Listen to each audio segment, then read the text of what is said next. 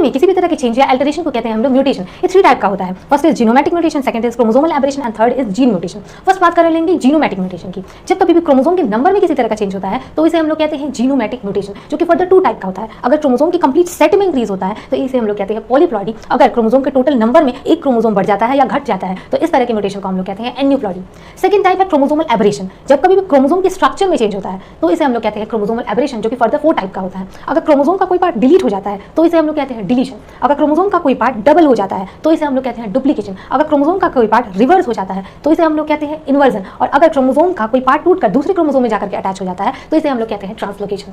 Third type है gene mutation. जब कभी भी क्रोमोसोम पे जो जीन प्रेजेंट है उनमें अगर किसी तरह का चेंज हो जाता है तो इस तरह के म्यूटेशन को हम लोग कहते हैं जीन म्यूटेशन, जो कि फर्दर 2 टाइप का होता है। अगर डीएनए में किसी स्पेसिफिक पॉइंट पे चेंज होता है तो इसे हम लोग कहते हैं पॉइंट म्यूटेशन। और अगर बेस पेयर के एडिशन और डिलीशन की वजह से न्यूक्लियोटाइड बेस पेयर के पूरे रीडिंग फ्रेम में चेंज हो जाए तो इसे हम लोग कहते हैं फ्रेम शिफ्ट म्यूटेशन।